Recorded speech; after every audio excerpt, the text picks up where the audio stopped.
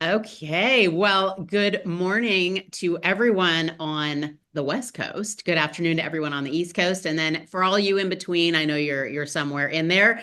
I am so happy to have you join us today. I'm seeing those numbers climb really quickly, so it's exciting to see that folks are so interested in this topic. And I'm thinking we should just get started so we don't miss out on anything.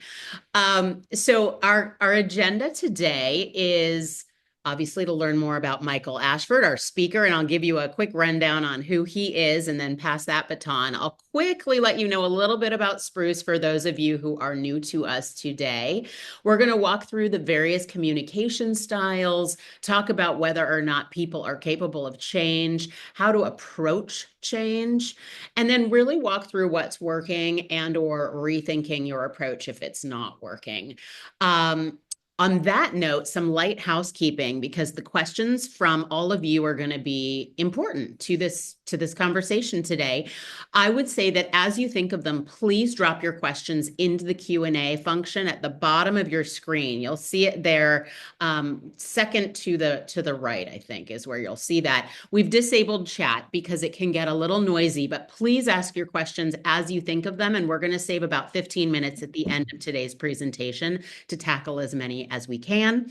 I'll also mention that this session is being recorded. So if you miss something or you have to drop off early or you want to revisit this content later, I will be sending out the link to the recording shortly after we wrap. It will also live on the Spruce blog if you ever need to find it in the future. And with that, let's take a quick peek at our today's session. So again, we're tackling conflict communication. And we're going to cover why conversations get stuck, how to lower the heat on some of those tricky discussions about important topics and issues, which I think we're all aware are happening a lot these days, how to promote understanding and find common ground, and so much more. Michael is really a pro on this. And he is a speaking and communications coach. He has spent years researching leadership communication, conflict communication, change activation, and he's really well established in this space at large. He has a podcast that you may want to check out and a book, Can I Ask a Question? Which I'm going to just tell you right now because you're joining us today. If you use code Spruce on Michael's website, he will be extending 15% discount on his book if that's something that you haven't picked up yet and you're interested in purchasing. More on that later. Then with that, I'll just, for those of you new to Spruce, I think most of you are very familiar with Spruce. But for those who are new, Spruce is a healthcare communication platform. And that's kind of why it's so nice to have Michael with us today, because we're all talking about communication. It just so happens that Spruce has been designed from the ground up for medical professionals like all of you joining us today. And it's designed with HIPAA compliance at the forefront.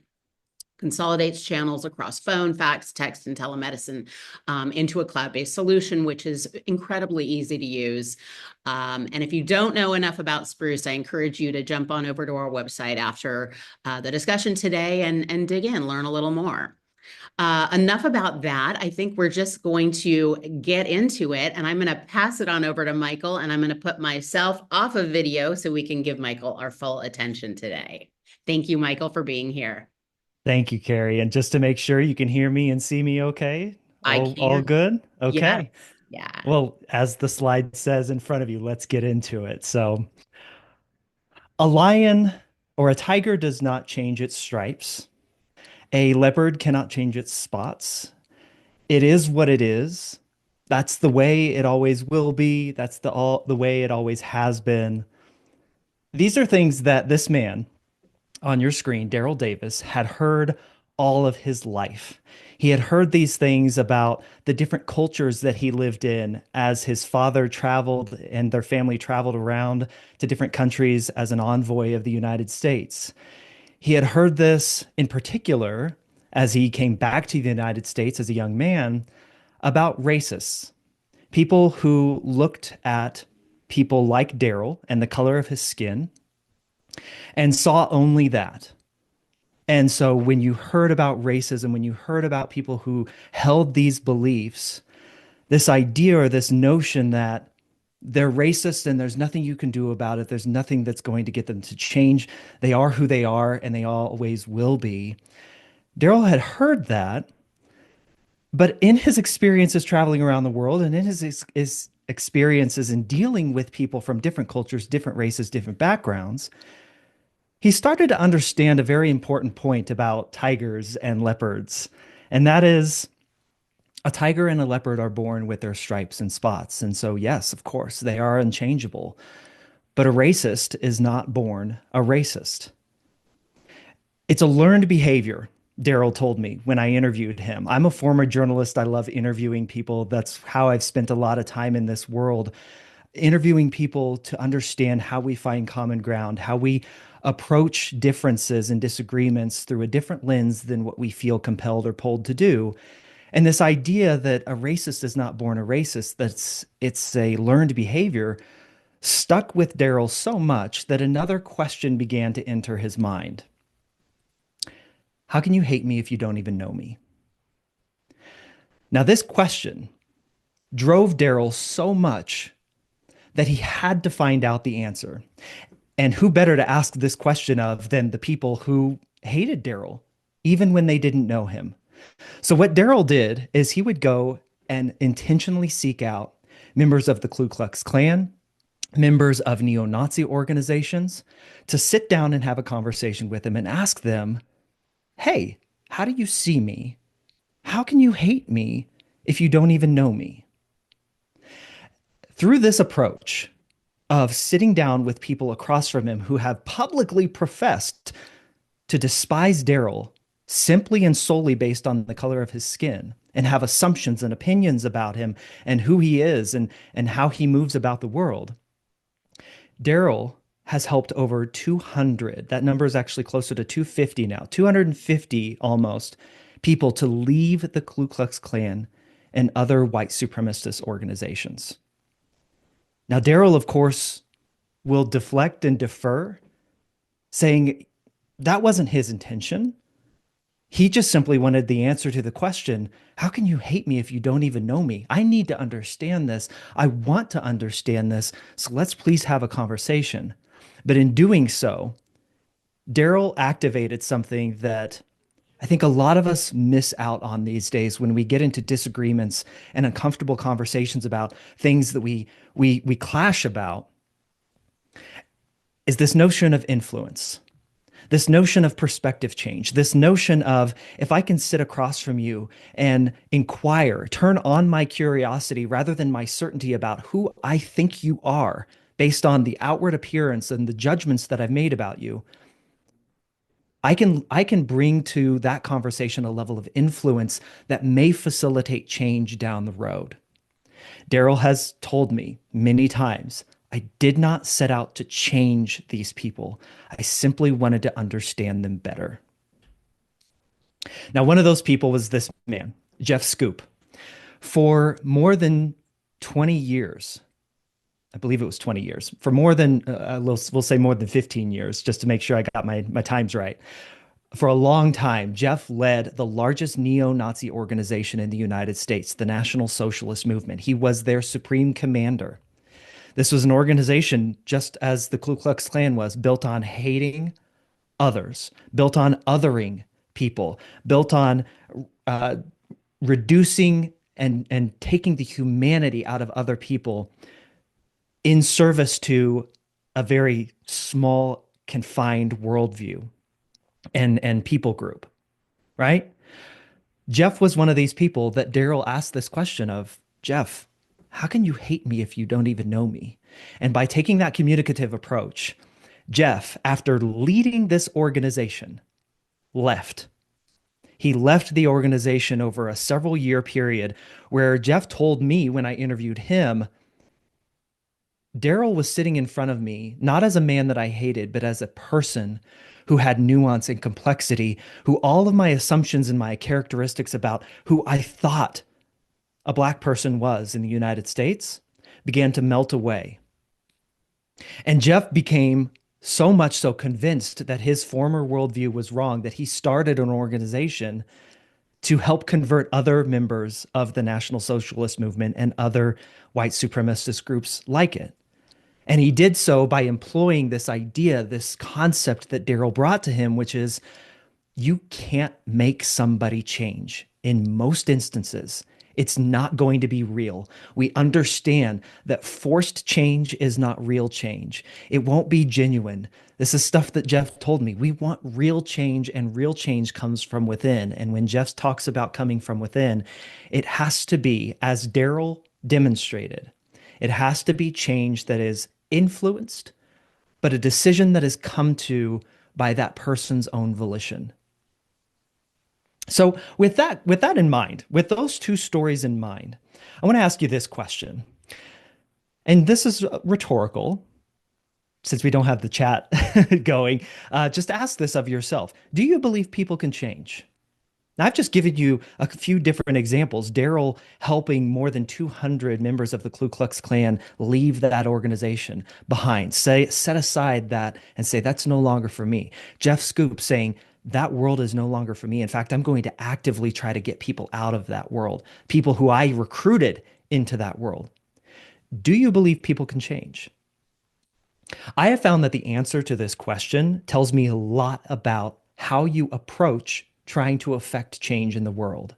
Because if your answer is no, no, people cannot change, consider how you might show up in the world when you find yourself in disagreement with someone, when you find yourself in conflict with someone, believing that that person can't change. How might you wield your influence, your actions, your words in the direction of that person?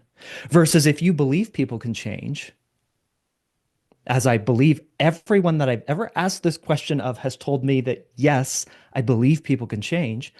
How might you show up in the world? How do you want to change? How have you changed your own beliefs in the past? Well, one of my favorite quotes on this comes from the author and leadership coach, John C. Maxwell, when he told us that people hurt in 4 different seasons. They change, or excuse me, they don't hurt in 4 different seasons. They change in 4 different seasons. When they hurt enough, they have to. When they see enough, that they're inspired to. When they learn enough that they want to, and when they receive enough that they're able to. Now, taking that previous question, can people change? Do you believe people can change? And going back to that answer that I just gave you of how might your approach to change differ based on your answer to that question, how do we tend to approach getting others to change? It tends to be on the hurt side. We try to force change. We try to see somebody in front of us and we say, I don't believe what you believe. My way is the right way. My way is capital T truth. So I've got to bend you to my will. That tends to come out through facts. We think this person just doesn't know enough. This person doesn't see enough. This person doesn't have all the information that I have. And so I'm just going to just hit you over the head over and over and over again. Going back to that John C. Maxwell quote, I'm going to hurt you so much. I'm going to make sure that you realize how stupid you are by not knowing this information, that you have no choice but to change. What happens more often than not is you experience a backfire effect. Studies have shown that people with deeply held beliefs, when met with facts that directly and irrefutably oppose their view of the world, they will dig in more. It has a backfire effect. They will say, nope, I reject that information. In fact, I believe what I believe even stronger now. So these cannonballs of facts that we're lobbing at people just get deflected away and have no effect. Facts don't solve fights, as Dr. Leanne Davey once told me. We have this approach of the total victory fallacy, that in order for a conversation to be a fruitful one that affects change, one that is pushing the conversation in a positive direction, I have to completely and totally win the argument. It is when we take a certainty mindset into the conversation and we say, the only outcome where this is a positive outcome is when I can claim total victory and arguments, discussions, disagreements are seen as something to win rather than something to explore. So we have this total victory, this zero sum mentality where I win the argument, I win the day, and you lose.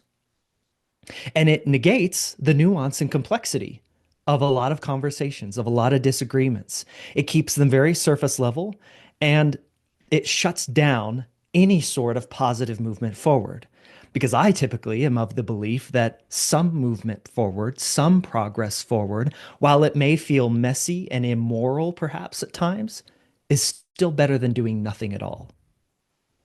We also try to present these false duality of choice, where for one thing to be true, something has to be wholly wrong. This is a spin-off of the total victory fallacy, where we give people a false duality of choice, where in disagreements we say, perhaps we're arguing with somebody about immigration at the US southern border, and we say something to the effect of, well, you believe that we should have looser immigration policies.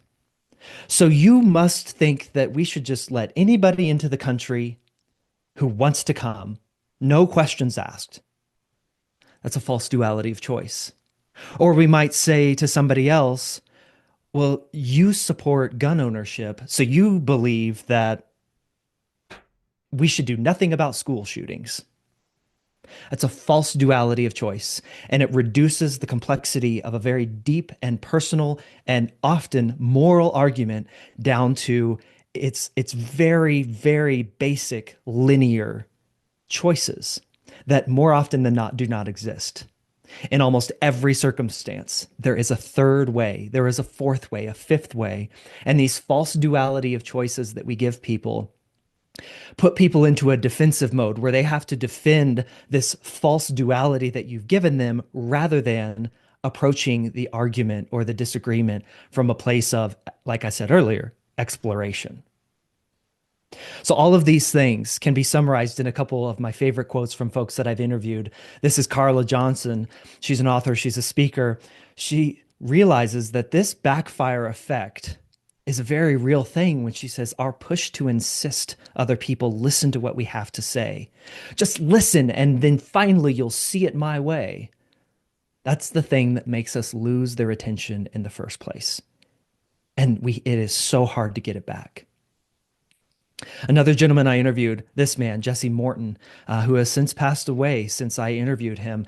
Jesse, in the wake of 9/11, he was given a false duality of choice by our president at the time here in the United States, George W. Bush, when he said in the wake of the 9/11 terrorist attacks, you are either with us or you are with the terrorists. And as a newly converted Muslim, Jesse took the path that he and most Americans and George W. Bush would have hated anybody to take. He went the path of terrorism. He said, if this is my choice, I'm going the path of terrorism because this is the path of this is the path that I've been given, that I've been told I don't have any choice here.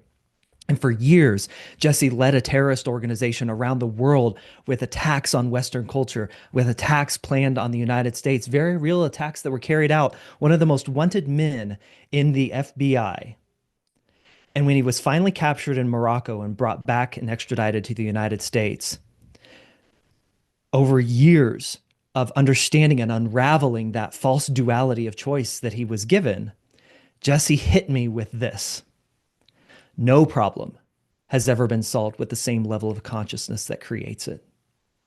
No amount of yelling, no amount of fighting, no amount of just seeing it my way, no amount of bludgeoning people over the head with facts after fact after fact, facts as you see them, is going to ever solve the problem that was initially created. And then we have to ask ourselves, is this working? Is the way that we are thinking about creating change, communicating through conflict, is that style working of all those things, of throwing facts at people, of giving people false dualities of choice, of having a total victory mindset, of hurting people to change versus teaching them, inspiring them, and giving to them, as that John C. Maxwell quote illustrates. Have you ever changed because you were forced to change? Have you ever changed because you were given a false duality by somebody who did not have the authority to give it to you in the first place? Have you ever changed your mind about deeply held beliefs and issues and actions? My guess is no. It hasn't been true, genuine change, but that's what we want. So, in order to accomplish this, we have to rethink our approach. We have to rethink our approach in how we enter into conversations where these big, messy, morally uncomfortable issues are they're flooding us right now. We have to rethink how we're having these conversations, the channels and the mediums in which we're having these conversations. We have to rethink our approach of building enough trust to even enter into the conversation in the first place. We so often go into conversations where deep trust building has never taken place. And yet we want to have the conversation that can only exist within a place of trust.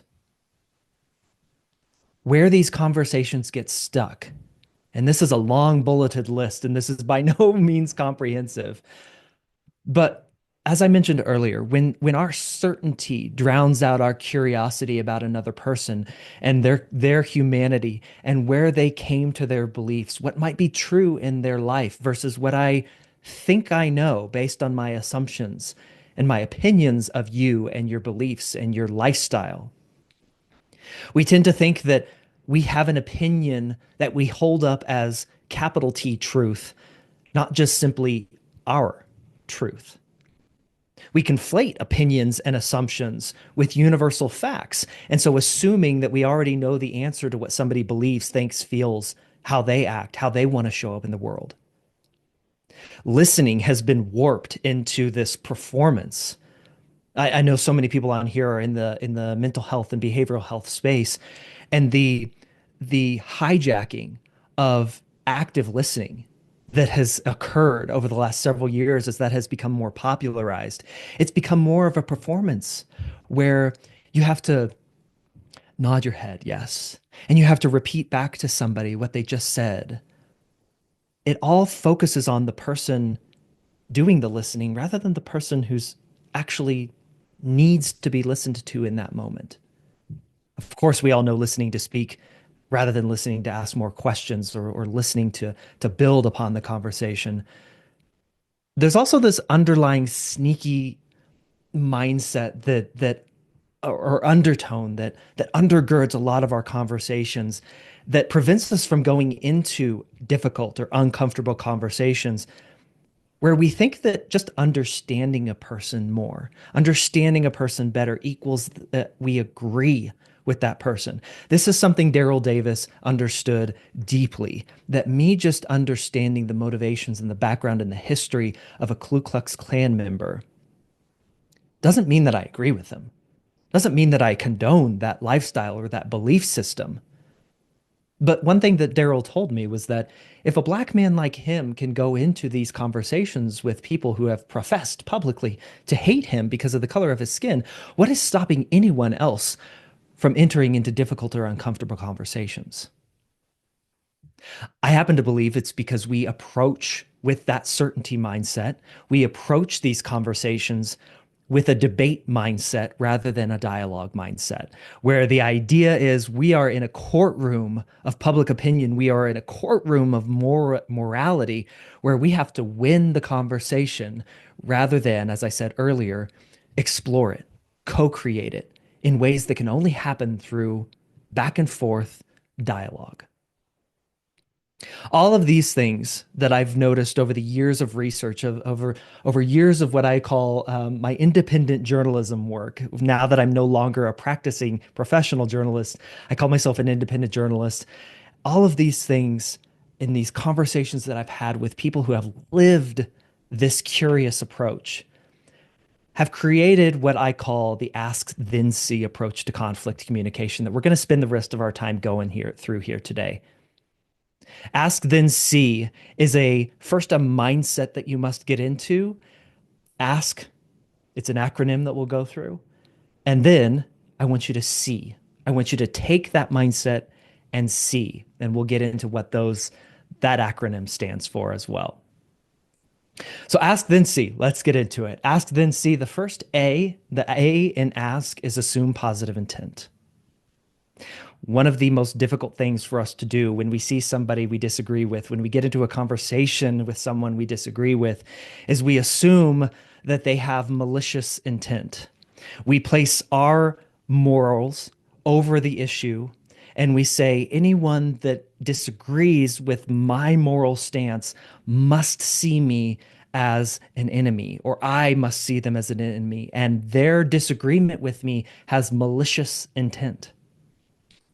One thing that I would encourage us to do as we assume positive intent of others, as one psychologist told me, we all have the same basic moral undergirding, and that is to see those we love and ourselves safe and cared for.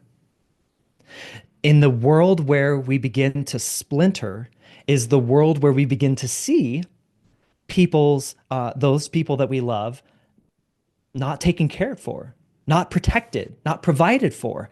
And so what if we saw those people not as having malicious intent, but instead, what if we saw them as scared? How might our approach to the conversation be, even if we know that it's not true, if we approach them as if they are someone who is scared, how might that change your approach to a difficult or uncomfortable conversation? I want to bring to light the story of Ashley Vanderbilt. I interviewed Ashley right after the election of 2020 between Joe Biden and Donald Trump. At the time, there was a lot of conspiracy theories going around. There was a lot of people in I forget what the large conspiracy theory was, the large conspiracy group was. Anyway, Ashley was part of that group. There was a very large conspiracy theory that Trump actually was going to take back the election, even after the election had been decided upon and voted on. He was actually going to puppet master behind the scenes. All of these child predators were going to be exposed. I mean, just over and over again, all of these conspiracy theories digging deeper and deeper. And Ashley joined in. Ashley was part of that. Ashley, full lock, stock, and barrel, was part of that. She was on internet message boards. She was seeing all these things that were going to happen, in particular, that Trump was going to retake power.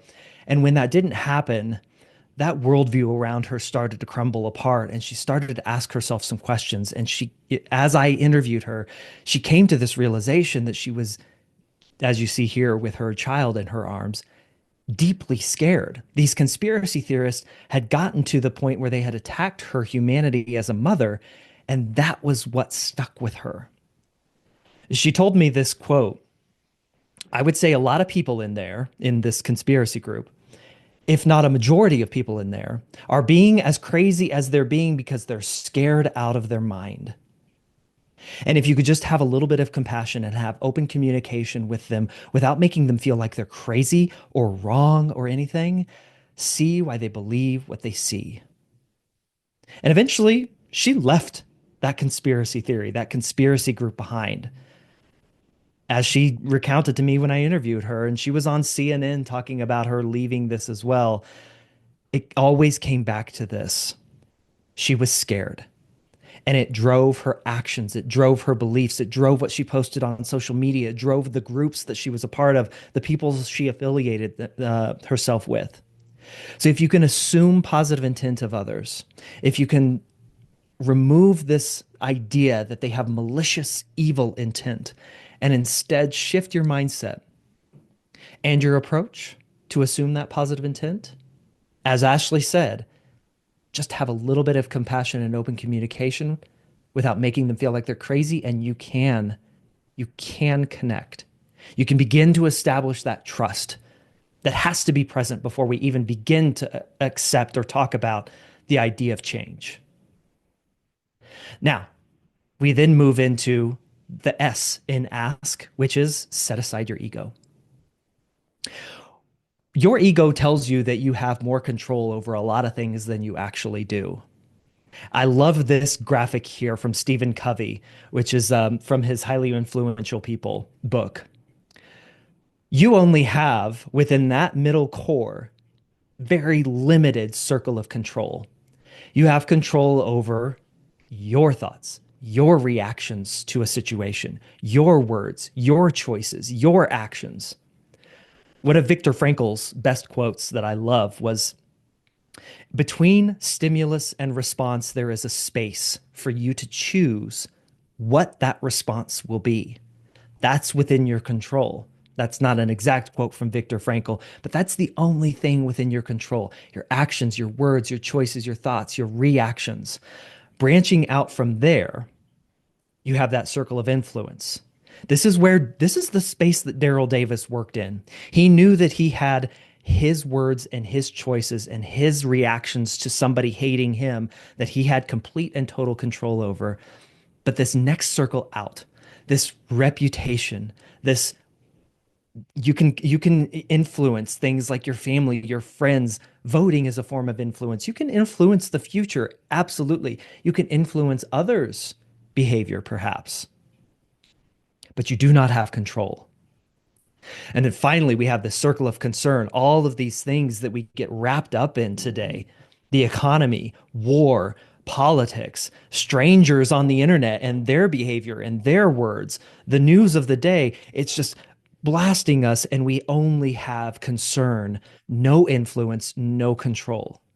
Your ego tells you you have control over these things. It will say, get in that argument with that random stranger online, shut them down, sling your arrows, win the argument, win the day, and you've exhibited some level of control over the situation, when in reality you had none to begin with and none to lose. You only have control over yourself and your thoughts and actions and words, and at best, you have influence. You can work your way up to influence in those other areas. It just takes a long time. And I think we all understand that. But when we go into difficult or uncomfortable conversations, setting aside our ego and saying, what do I actually have the ability to control here? And how might that influence how I show up in this conversation? It's a wonderful mindset to be in. The K in ask is know that you don't know everything, nor is it even possible.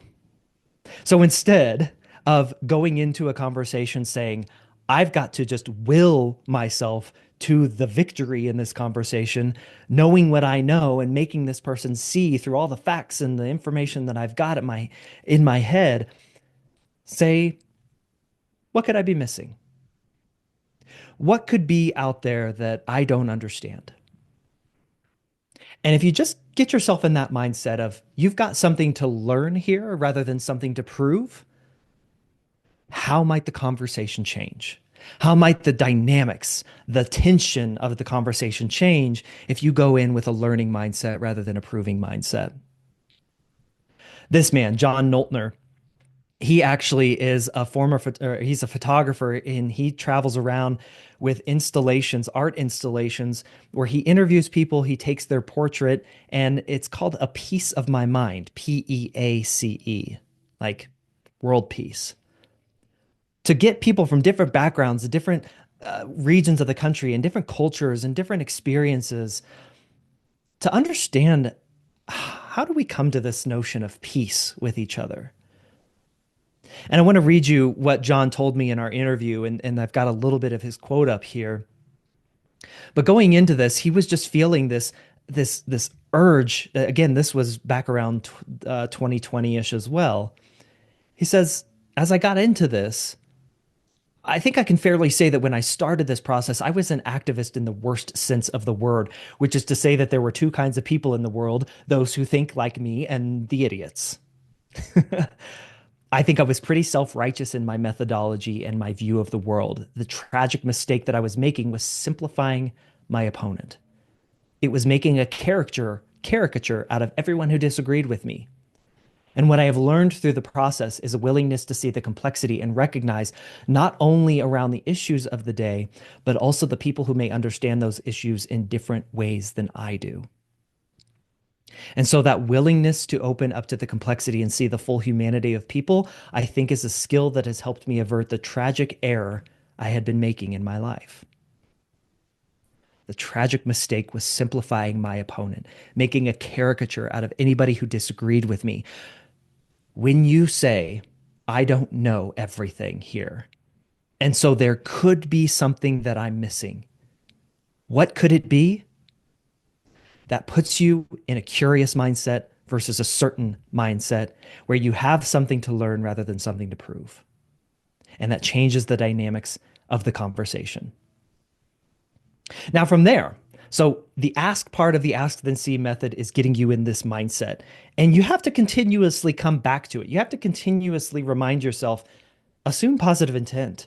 Whoa, my ego is getting out of control here. I don't know everything. What could I be missing? Now we start to ask ourselves some questions. And that's what we get into on the C part. I first want you to search yourself because so few of us do this with any regularity.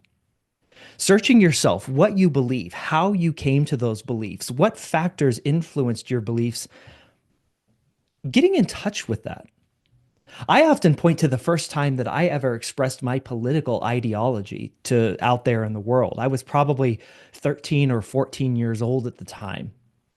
Do you think that my political ideology was something that was through very deep introspection and study of all the different political ideologies that were out there?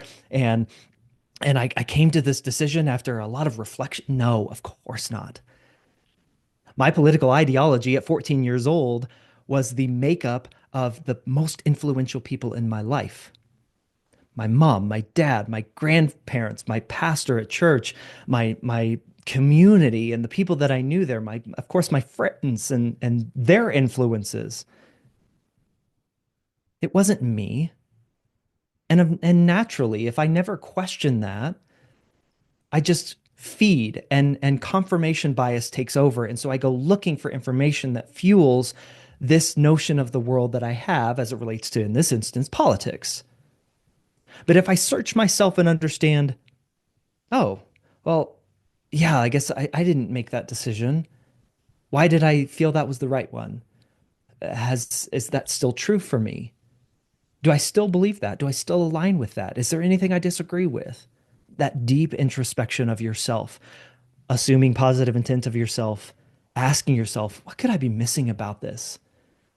You're doing all this in the safety of your own head, or perhaps with a therapist, like a lot of the folks on this call today or on this webinar. It's a safe place to do it, but it's not something, it still feels morally dangerous because it feels like you're going against your upbringing, perhaps, or you're going against your tribe, right? But you're still in the safety of your own head, asking and pondering these questions. Then we start to branch out from there and we start to explore other perspectives. We start to say, if this is how I saw it, if this is what I experienced, how might somebody experience it differently? How might somebody who grew up differently, who lived in a different social class, who lived in a different part of the country, how might they have experienced the world? How might they see this issue that I deeply care about? And that, look, I've got thoughts and opinions on that are important to me. My moral undergirding perhaps is based and rooted in this. But let's just still stay in our minds and think to ourselves, ask ourselves questions. Well, how might somebody see it different? I want to tell you a story about two trains. I grew up in a little town in Kansas called Bonner Springs, Kansas. It's right outside Kansas City, Kansas. And yes, there is a Kansas City, Kansas and a Kansas City, Missouri, for those of you who are not aware. But I had family in a small southeastern Kansas town called Independence, Kansas. And this train on the right side of your screen, train 1050, is in the Independence City Park. And it's an old decommissioned train steam locomotive that is in the park, and kids can play on it and act like the conductor. And just great time. I spent many summers at this park playing on locomotive 1050. Now, the train on the left is from another small Kansas town. It's called Arkansas City, not Arkansas City, Arkansas City. And it is train engine, what do you see there? You see 2542. I don't know what it is about small towns in Kansas. We like our old decommissioned steam locomotives, apparently. But same idea. It's in a park, decommissioned. Kids can get on it, play on it. It's a great time. I've taken my kids to the one in Independence on the right. I had that experience as a small child growing up, playing in a park in small town Kansas on an old steam locomotive. There was a man that I interviewed. His name is Corey Yeager.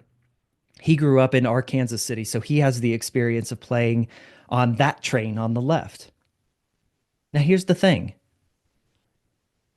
I grew up in Kansas, white, middle class, suburb of Kansas City, would vacation or visit family down in Independence, Kansas. Corey was the only black man, or not the only black man, was a member of the only black family that he really knew in Arkansas City. Not a big city, not a big town, but his family was the only black family in town. And so while we both have this shared experience of playing on these decommissioned locomotives in these small town Kansas parks, as I interviewed Corey, I thought, how is my experience different than his? How might my experience have differed playing on those steam locomotives in those small town Kansas parks? Knowing that our backgrounds and our family histories and our setting was so different for each other. This is what I'm talking about. I didn't have to interview Corey to understand or ask those questions, but it certainly helped. And it can certainly help remaining in the safety of your mind and just considering, even when I disagree with this person, how might they have approached or experienced this same issue based on their upbringing, where they lived, their religion, who they were friends with? Great questions to ask. And finally, the final question or the final E and C is exchange your curiosity with another. And this is where I, as a journalist, I default to question asking. I default to this, but this is where our conversations go awry. When we actually get into the conversation with somebody and we have to start speaking out loud, we can't set aside the questions that we've been asking in searching ourselves and exploring other perspectives. Because there's this little problem in psychology called the problem of other minds. Look, some people believe you are a mind. You are nothing but a mind walking around in this flesh bag of bones and organs, right? But you experience the fullness and completeness of your mind each and every day. You know your thoughts, your actions, you know the depth of them.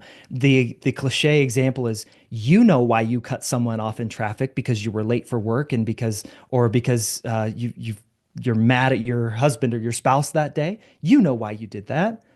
But when somebody does it to you, we don't know the fullness and completeness of that.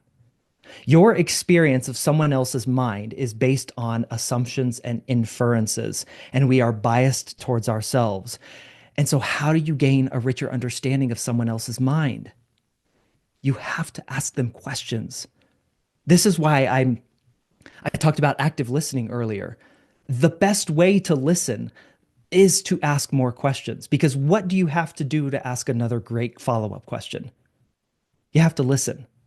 And the only person in the world who knows if you're truly listening or not is you. But you can do something to prove to the other person that you are listening by asking them questions that advance the dialogue. Asking questions like, how did you come to believe that? Can you please help me understand? What led you to that decision? What's been true in your life that you believe the way that you do on this issue? I would love to understand. I don't agree with it, but I want to understand you and where you're coming from. Try to avoid why questions. Why questions might be great in therapy, but why questions in conflict and disagreement feel attacking. Why questions are deeply philosophical that in a moment of fight or flight response, we don't have a lot of the capacity to answer a why question. Why did you do that? Well, I just did, okay? How did you come to that belief? Well, because of where I grew up, because of my grandmother, I heard a person recently say one of the reasons they hate lawyers is because they after a very important family member died and lawyers got involved, they pointed to that as tearing the family apart. And so all interactions moving forward with lawyers were clouded by this judgment of them and this experience of them. A weaponized question, not helpful, nor is it curious. A weaponized question sounds like, oh, so you just think that everybody should have free will to do whatever they want. Technically, a question, because you can throw a question mark at the end there, very accusatory, not curious at all. We weaponize questions a lot in conflict, and it puts the person on the defense and it removes curiosity, true, authentic curiosity. Now, questions also can happen when you've been insulted, when you've been disrespected, as you might feel. One of the questions you can ask when somebody says something insulting to you is, can you say that again? And pause, because chances are they won't want to say it again. They were saying it to get a rise out of you. They were saying the insult to get your response, to get your defenses going and to get into that argument that they can then win. And asking someone to say or repeat an insult can get them to pause and reflect and say, you know what, I actually I didn't mean that. I apologize for that. But here's what I actually meant to say. Or if they say something like that, pause. Did you say what you just said to hurt me? Did you say what you just said thinking that it would offend me?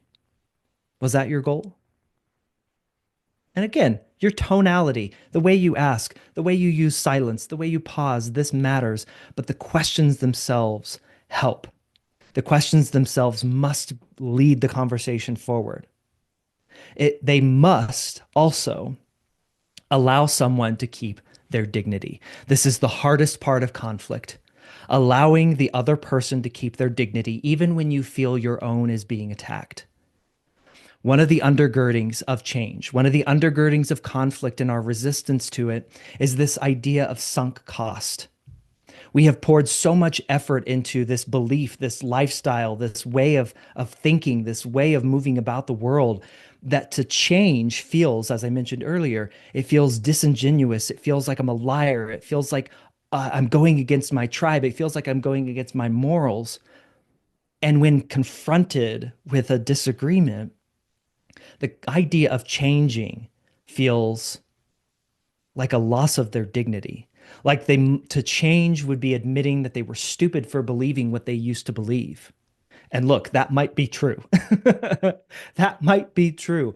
You don't need to say that, but allowing them to keep their dignity through that process by being curious about them, by seeking understanding, not agreement, by seeking common ground with someone that you can build a conversation and a relationship, a foundation of trust with, is the hardest yet most fruitful part of conflict communication.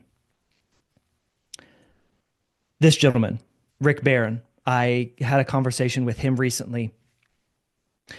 He and his backyard neighbor had rarely talked with each other. They'd maybe said hi or nodded or waved a few times across their backyard fence.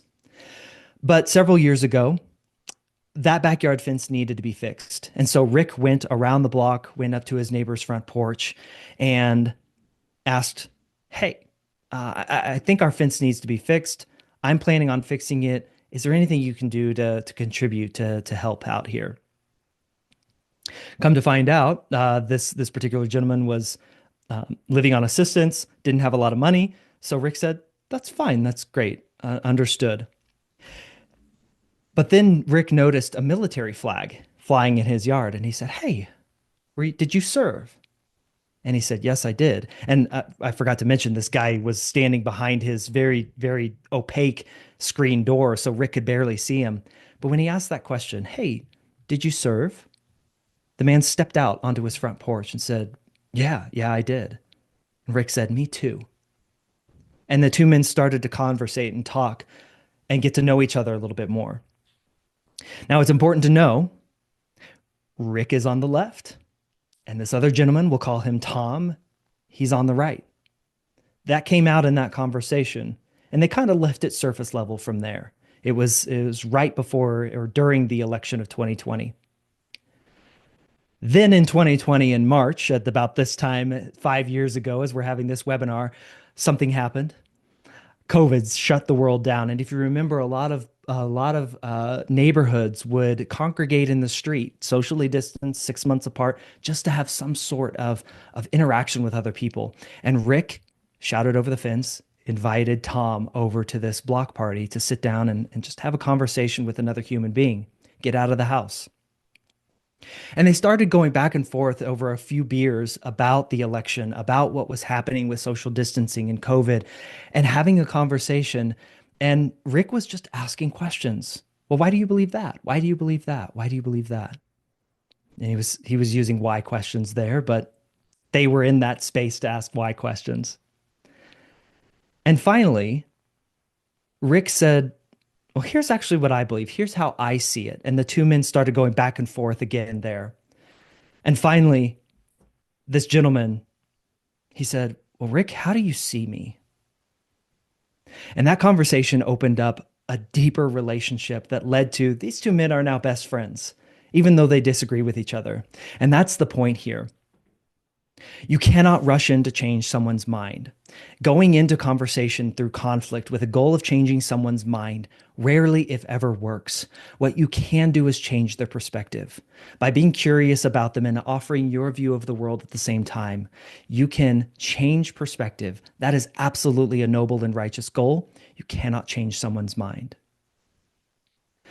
This movie, The Other Side of the Hill, I spoke with the director of this movie, this documentary, about these two sides coming together in Oregon over climate change.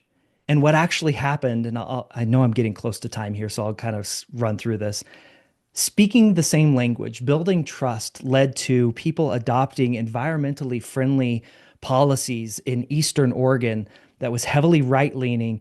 People from the left side of the state came and visited. They got to talking to each other. They spoke the same language. And eventually, these environmentally friendly policies generated so much income for the communities there in Eastern Oregon that they built a new library, a courthouse, a school, a senior center. Every graduating student from their high schools got a college scholarship. And annually, the money from these environmental policies and implementations give every family within the county a Christmas gift. And that gift is money, real money from the dividends. James Parker, the director, said, let's shift the mindset from fear, despair, believing people that have malicious intent, having no common ground to this place where we're all sitting at the table. And that's the thing about change. To make it happen, for it to occur, for it to even be accessible to people, you first have to think, what question could I ask that could actually help bring about real change? Very briefly about me, as was said earlier, two-time TEDx speaker. I'm a head speaker coach at a TEDx event, a podcaster. I'm the author of Can I Ask a Question, where I cover a lot of these stories that I shared today. And as I said, I'm an award-winning journalist and speaking and communications coach. Your next steps, if you want to learn more, Carrie commented that the book is available on my website. You can get a signed copy, and it's 15% off if you use the code Spruce, all caps. You can also get it on Amazon if you want it a little bit quicker. But please connect with me on LinkedIn. Let me know what your thoughts were on this conversation that we had here today, or this presentation. My website is michaelashford.com, and you can always email me at michael@rethinkingcommunication.com. With that, Carrie, I will open it up to questions. Amazing. I would encourage you to just go back that one slide so people can have Yeah. that info up in front of them while we have a couple minutes for questions. Your content was so good, I could not interrupt you. Oh my gosh. Michael, Thank you. mind blown. Loved it. Let me dig into these real quick while we still have a few minutes left. So something came in a little earlier on in your presentation, and this person said, diversity work that they've been involved in has moved away from setting that ground rule of assume positive intent, because some of those engaging in our education and responding to our activism have proven again and again that they don't, in fact, have positive intent. So we don't ask others or ourselves to function under that guidance. What do you think of that? And what do you think we should do about that problem? Hmm. I um, That's a tricky one. I go back to what I said earlier. Um, Assuming people have malicious intent is an assumption that many of us formulate without the data, the background, the knowledge to back it up.